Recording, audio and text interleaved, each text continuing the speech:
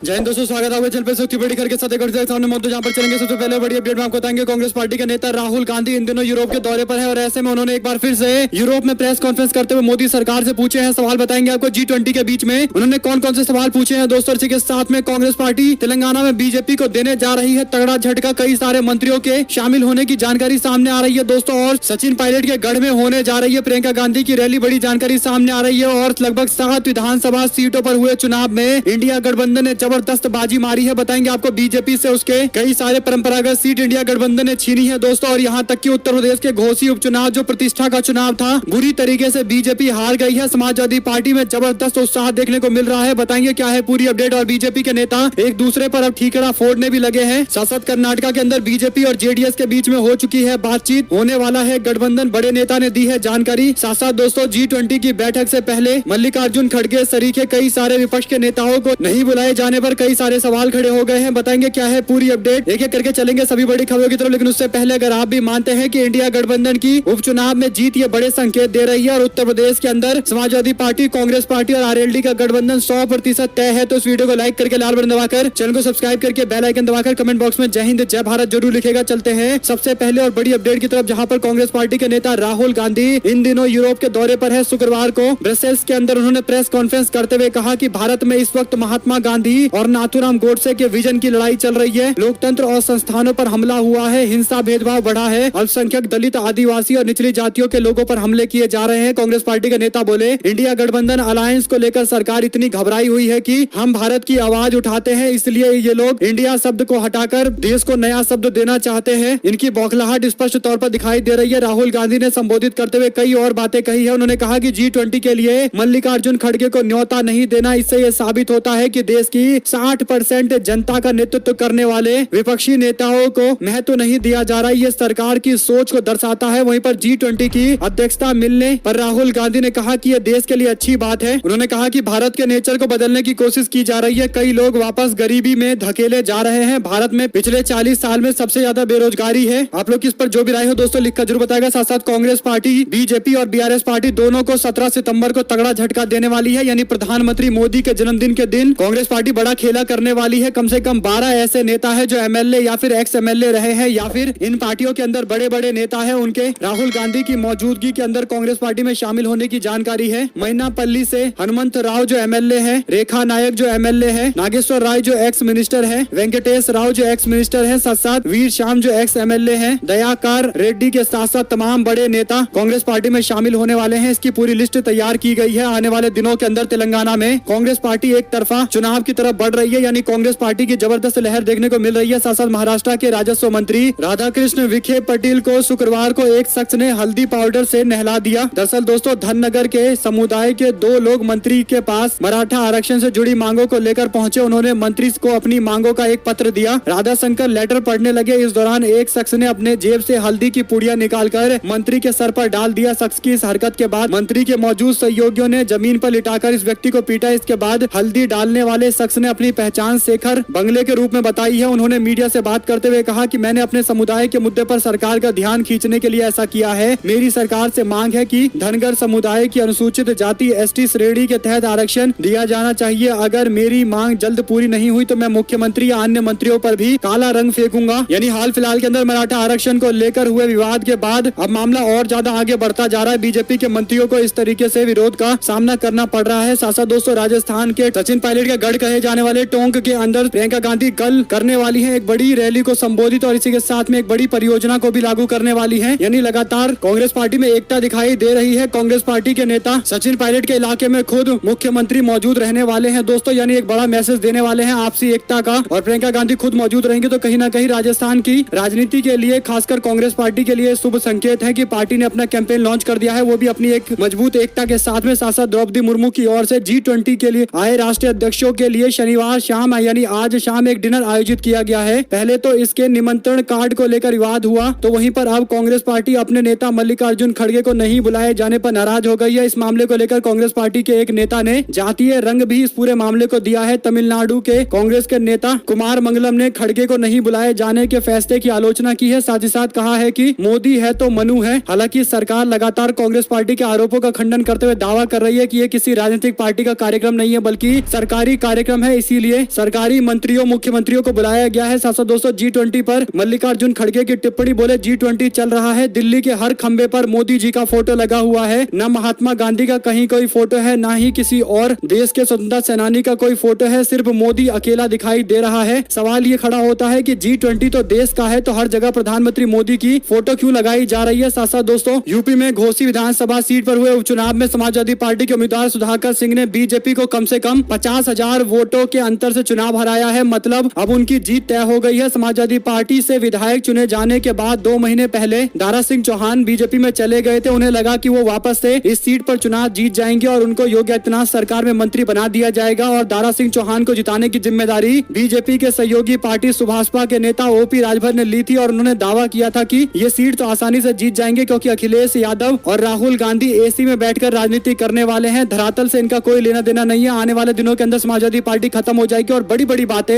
राजभर ने कही थी, यहाँ तक कि अखिलेश यादव के जाति को लेकर भी विवादित टिप्पणी की थी। इसके बाद दोस्तों जनता ने करारा जवाब दिया है। एनडीए की तरफ से ओपी राजभर जहां जहां गए वहां उनका विरोध हुआ, जिसी से संकेत मिल गए थे कि बड़ा परिवर्तन होने जा रहा है और बीजेपी के उम्मीदवार दारा सिंह चौहान पर स्याही भी फेंकी गई थी, जिसके बाद ये जानकारी मिली कि स्याही उन्होंने अपने ऊपर खुद जानबूझकर फिकवाई है ताकि उन्हें सिंपैथी मिले और कम से कम उनके समुदाय के लोग उनको वोट करें। लेकिन ऐसा बिल्कुल नहीं हुआ। उनके समुदाय के लोगों ने भी समाजवादी पार्टी को जमकर वोट किया है। यानी जिस सीट पर ओपी राजभर जीतने की बड़ी बड़ी बातें कर रहे थे, उस सीट पर शुरू से लेकर अंत तक केवल समाजवादी पार्टी का झंडा गड़ता हुआ दिखाई दिया। दरअसल दोस्तों समाजवादी पार्टी के उम्मीदवार ने ऐसी जीत हासिल की है कि बीजेपी के लिए खतरे की घंटी है। पहले राउंड से ही जीत हासिल करना समाजवादी पार्टी ने शुरू कर दिया। दारा सिंह चौहान को 3203 वोट पहले ही राउंड के अंदर मिले, लेकिन समाजवादी पार्टी के कैंडिडेट सुधाकर सिंह को 3381 वोट मिले। इसके बाद दूसरा राउंड आया, तीसरा राउंड आया, चौथा राउंड, पांचवा राउंड बढ़ता चला गया, लेकिन बीजेपी कंपटीशन कर पाती है तो दूर की बात, भारतीय जनता पार्टी और समाजवादी पार्टी के कैंडिडेट के बीच का अंतर लगातार बढ़ता चला गया दोस्तों। और बाद में 50,000 से ज्यादा वोटों से समाजवादी पार्टी के कैंडिडेट ने चुनाव जीत लिया है। बड़ी बात यह है कि जब पहले दूसरे चौथे राउंड की लगातार काउंटिंग की जा रही थी तो बीजेपी पिछड़ी हुई दिखाई दे रही थी। इसके बाद मीडिया वाले ने बीजेपी के उत्तर प्रदेश के मंत्री संजय निषाद से सवाल पूछा कि आपकी पार्टी तो उपचुनाव हार रही है, तो उन्होंने मीडिया से बात करते हुए कहा कि जब पाकिस्तान वाला बक्सा खुलता है तो समाजवादी पार्टी जीतती है। आप लोग जान सकते हैं कि किस कम्युनिटी को लेकर बीजेपी के मंत्री ने विवादित बयान दिया है। हालांकि मीडिया ने जब सवाल पूछा कि आप बताइए कि आप किसे पाकिस्तान बता रहे हैं भारत के अंदर, तो बीजेपी के मंत्री ने बयान पर खुलकर बोलने से मना कर दिया। यानी हार के कारण मंत्री जी इतने बौखला गए कि अपनी पूरी लिमिट पार कर गए हैं और ऐसे में इलेक्शन कमीशन से उम्मीद की जा रही है कि पूरे मामले पर संज्ञान लिया जाएगा और भारत के किन वोटरों को ये पाकिस्तान बता रहे हैं और समाजवादी पार्टी को पाकिस्तान वोट देता है, इस तरीके की बातें कर रहे हैं, इसका जवाब मंत्री जी से लेना चाहिए और मंत्री जी के खिलाफ भड़काऊ बयान का भी मामला दर्ज होना चाहिए। साथ साथ दोस्तों बड़ी जीत को लेकर इंडिया गठबंधन की पार्टी राष्ट्रीय लोक दल के नेता जयंत सिंह ने भी ट्वीट किया। उन्होंने कहा कि बड़ी जीत दर्ज करा इंडिया गठबंधन का हौसला बढ़ाने के लिए घोसी उत्तर प्रदेश के मतदाताओं को धन्यवाद। घोसी से प्रत्याशी श्री सुधाकर सिंह जी, समाजवादी पार्टी के राष्ट्रीय अध्यक्ष श्री अखिलेश यादव जी को बधाई। यूपी कांग्रेस ने भी खुलेआम समाजवादी पार्टी के समर्थन की बात कही थी, इंडिया गठबंधन के समर्थन की बात कही थी। तो समाजवादी पार्टी यूपी की ओर से भी ट्वीट करते हुए इंडिया गठबंधन की जीत पर कैंडिडेट और समाजवादी पार्टी के नेता अखिलेश यादव को बधाई दी गई है। दरअसल दोस्तों ये पूरा मुकाबला OP Rajbhar versus Samajwadi party के नेता और अखिलेश यादव के चाचा शिवपाल के बीच में हो गया था। शिवपाल यादव ने भी ओपी राजभर पर चुनाव के दौरान उनके बयानों पर करारा जवाब दिया था और इसके बाद जब बुरी तरीके से ओपी राजभर की हार हुई है तो फिर से समाजवादी पार्टी के नेता शिवपाल यादव ने कहा कि यादव जब मारता है तब रोने नहीं देता है। यानी जो यादव समाज को लेकर बयान दे रहे थे ओपी राजभर, उसका उसी तरीके से करारा जवाब दिया गया है। साथ साथ दोस्तों आप लोग को याद होगा कि सोशल मीडिया पर एक वीडियो तेजी से वायरल हुआ था जिसमें डिप्टी सीएम का काफिला गुजर रहा था, तो एक व्यक्ति को पुलिस वाला रोड से हटने के लिए कहता है और उसके बाद उस व्यक्ति के साथ जबरदस्ती करते हुए उसकी साइकिल को गड्ढे में फेंक देता है। इसके बाद जानकारी मिली कि बीजेपी के डिप्टी सीएम का यह पूरा काफिला था। इसके बावजूद बीजेपी के मंत्री ने माफी नहीं मांगी दोस्तों, लेकिन जिस गरीब की साइकिल को पुलिस वाले ने डिप्टी सीएम की वजह से गड्ढे में फेंका था, उस साइकिल को जनता ने चुन लिया है और एक तरीके से बीजेपी को करारा जवाब दिया गया है। आप लोग किस पर जो भी राय हो लिखकर जरूर बताएगा। साथ साथ दोस्तों देश भर के अंदर घोसी उपचुनाव के साथ साथ कई सारे सीटों पर चुनाव हुए जिनके नतीजों ने कई जगह खलबली मचा दी है। यूपी के घोसी सीट तो पहले से ही चर्चा में था। उत्तराखंड के बागेश्वर सीट पर कांग्रेस पार्टी ने जो मुकाबला बीजेपी को दिया है, अप्रत्याशित तौर पर कांग्रेस पार्टी का कैंडिडेट जबरदस्त लीड बनाते हुए दिखाई दिया, लेकिन अंत में जाकर बीजेपी की जीत हुई है, वो भी मात्र कुछ 100 वोटों से बीजेपी का कैंडिडेट जीता है। लेकिन झारखंड के अंदर बड़ा खेला हो गया। भारतीय जनता पार्टी के समर्थक पार्टी एनडीए गठबंधन की पार्टी आजसू को झारखंड मुक्ति मोर्चा ने डुमरी की सीट पर चुनाव हराया है। साथ साथ तृणमूल कांग्रेस ने बीजेपी से पश्चिम पश्चिम बंगाल की धूपगुड़ी की सीट जीत ली है। झारखंड के डुमरी सीट की बात करें तो इंडिया गठबंधन की पार्टी झारखंड मुक्ति मोर्चा की बेबी देवी चुनाव जीती है। उनकी आधिकारिक जीत की घोषणा कर दी गई है। एनडीए की ओर से आजसू ने प्रत्याशी यशोदा देवी को बनाया था, जिन्हें 13,000 वोटों से इंडिया गठबंधन के प्रत्याशी ने शिकस्त दी है। साथ साथ दोस्तों पश्चिम बंगाल के धूपगुड़ी सीट की बात करें तो इंडिया गठबंधन की पार्टी टीएमसी ने अपने कैंडिडेट निर्मल चंद्र राय की जीत सुनिश्चित की है। बीजेपी की वापसी इस सीट पर बताई जा रही थी, लेकिन बहुत कोशिश करने के बाद भी बीजेपी दूर दूर तक दिखाई नहीं दी है। साथ साथ दोस्तों कर्नाटका में बीजेपी और जनता दल सेकुलर के बीच में गठबंधन होने जा रहा है 2024 के लोकसभा चुनाव के मद्देनजर। ये बड़ी जानकारी आई है। कर्नाटका के पूर्व मुख्यमंत्री और बीजेपी के नेता बीएस येदियुरप्पा के मुताबिक केंद्रीय गृह मंत्री अमित शाह जेडीएस को 4 लोकसभा की सीटें छोड़ने के लिए तैयार हो गए हैं। हालांकि ये 4 लोकसभा की सीटें कौन सी होगी ये अभी फाइनल नहीं हो पाया है, लेकिन 2024 के चुनाव में जेडीएस और बीजेपी के गठबंधन को लेकर स्पष्ट जानकारी पूरे मुख्यमंत्री ने दी है। इसके बाद ये तो बात तय है कि मैसूर इलाके के अंदर कांग्रेस पार्टी का वोट शेयर और बढ़ने वाला है, जो 2023 के ही इसी साल के विधानसभा चुनाव में देखने को मिला था कि जेडीएस के अपने कोर वोटर जेडीएस से निकलकर कांग्रेस पार्टी में चले गए थे, और अगर बीजेपी के साथ जेडीएस जाएगी तो वो कोर वोटर और भी बड़ी संख्या में 2024 में कांग्रेस पार्टी की तरफ शिफ्ट हो जाएंगे। साथ साथ दोस्तों एआईएमआईएम झारखंड के अंदर प्रचार करने के लिए डुमरी सीट पर जोर शोर से दिखाई दे रही थी। एआईएमआईएम के नेता असदुद्दीन ओवैसी खुद प्रचार करने के लिए पहुंचे थे, लेकिन अब जो जानकारी सामने आ रही है उसके अनुसार नोटा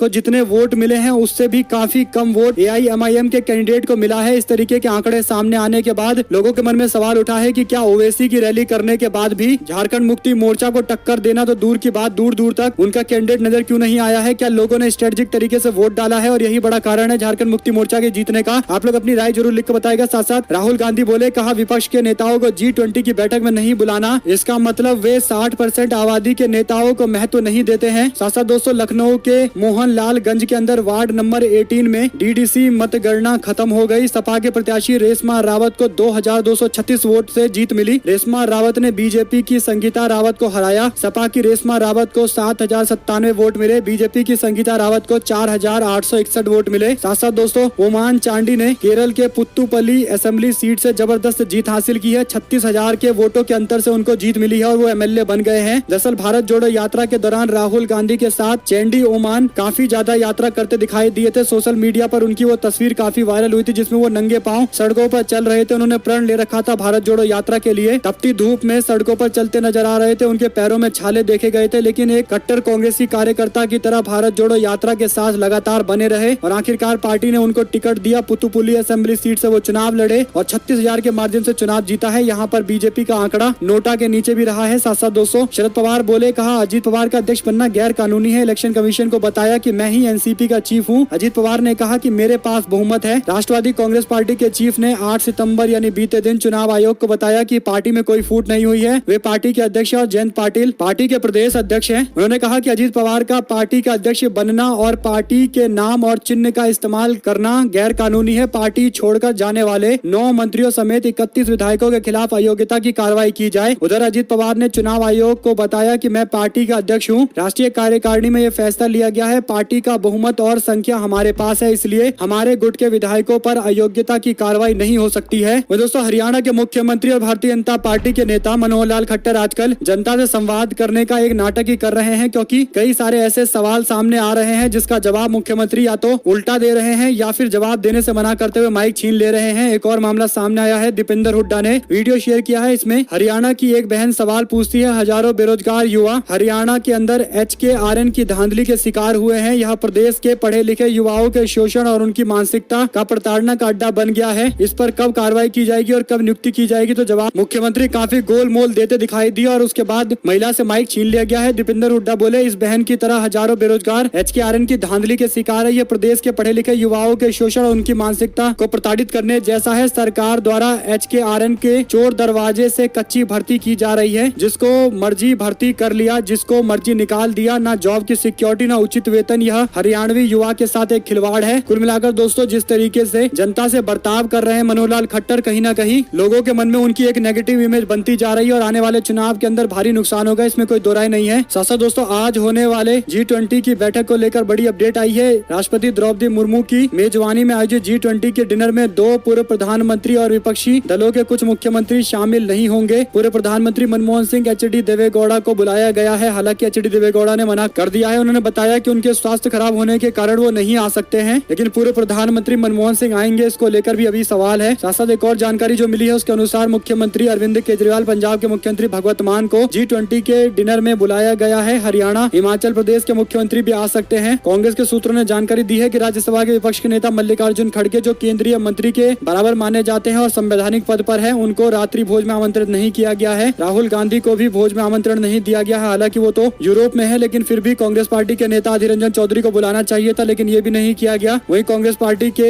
शासित राज्य कर्नाटका के मुख्यमंत्री सिद्धरमैया, छत्तीसगढ़ के सीएम भूपेश बघेल, राजस्थान के मुख्यमंत्री अशोक गहलोत के उपस्थित नहीं होने की संभावनाएं हैं। जो भी अपडेट आज आएगी दोस्तों आप तक लगातार पहुंचाते रहेंगे। वहीं पर ब्रिटेन के प्रधानमंत्री ऋषि सुनाक जब भारत पहुंचे तो उनको लेने के लिए बीजेपी के नेता और मंत्री बक्सर के सांसद अश्विनी चौबे मौजूद रहे। उन्होंने जय श्री राम से स्वागत किया, लेकिन ब्रिटेन के प्रधानमंत्री ऋषि सुनाक ने जय सिया राम कह के इसका जवाब दिया। और आप लोग जानते हैं कि देश के अंदर जय श्री राम और जय सिया राम को लेकर काफी डिबेट हुए हैं। कांग्रेस पार्टी युवा मोर्चा के इंचार्ज कन्हैया कुमार इन दोनों का अंतर भी समझा चुके हैं। आप लोग इस पर जो भी राय हो लिख के जरूर बताएगा, क्योंकि जो जवाब ऋषि सुनाक की ओर से दिया गया है वही असली अभिवादन करने का तरीका है। साथ साथ G20 की अध्यक्षता आत्ममंथन का समय है। बीजेपी सरकार की जनगणना में विफलता करोड़ों लोगों पर भारी पड़ रही है। जयराम रमेश ने कहा कि मोदी सरकार पूरी तरीके से असक्षम है। वह देश का सबसे बड़ा सांख्यिकी कार्यक्रम कराने में असफल रही है, जो 1951 से हमेशा समय पर हुआ है। यह देश के इतिहास में सबसे बड़ी विफलता है। कांग्रेस पार्टी देश में जनगणना नहीं कराने पर मोदी सरकार पर लगातार हमलावर है। कांग्रेस पार्टी के वरिष्ठ नेता जयराम रमेश ने कहा कि G20 के 18वें शिखर सम्मेलन के चक्रीय अध्यक्षता का क्षण उस विषय पर विचार करने का समय है जो नो डेटा अवेलेबल सरकार की सबसे बड़ी विफलता है, यानी लोगों को खाद्य सुरक्षा और तमाम सुविधाएं पहुंचाने के लिए उनकी जानकारी सरकार के पास होनी चाहिए। लेकिन जो 2021 में जनगणना होने वाली थी, कोविड के नाम पर उसे टाला गया और 2023 में स्थिति अभी नॉर्मल है। इसके बावजूद जनगणना नहीं कराई जा रही है। बीजेपी को बताना चाहिए कि वो ऐसा क्यों कर रहे हैं, क्यों लोगों को परेशान कर रहे हैं, क्यों लोगों को जो उनकी सुविधा मिलनी चाहिए उससे उन्हें वंचित कर रहे हैं। साथ साथ मद्रास हाईकोर्ट की टिप्पणी, कहा नेताओं के द्वारा आम आदमी की जमीन हड़पना दिन दहाड़े डकैती जैसी है। मद्रास हाईकोर्ट एक वृद्ध की याचिका पर सुनवाई कर रहा था। उन्होंने कहा कि DMK वार्ड सचिव 13 साल से अधिक समय से भूमि पर कब्जा कर रखे हैं। अदालत ने कहा कि राजनीतिक ताकत का इस्तेमाल करते हुए एक शक्तिहीन आम आदमी से जमीन छीनना दिन दहाड़े डकैती करने जैसी है। कई जगह इस तरीके की स्थिति सामने आती है। दोस्तों मद्रास कोर्ट की ओर से की गई इस टिप्पणी पर आप लोग की जो भी राय हो लिखकर जरूर बताएगा। साथ साथ ज्ञानवापी सर्वे को लेकर एक जानकारी आई है। वाराणसी की अदालत ने शुक्रवार को ज्ञानवापी मस्जिद परिसर का वैज्ञानिक सर्वेक्षण पूरा करने और अपनी रिपोर्ट सौंपने के लिए ASI को 8 सप्ताह का अतिरिक्त समय दिया है। सरकारी वकील राजेश मिश्रा ने बताया कि जिला न्यायाधीश AK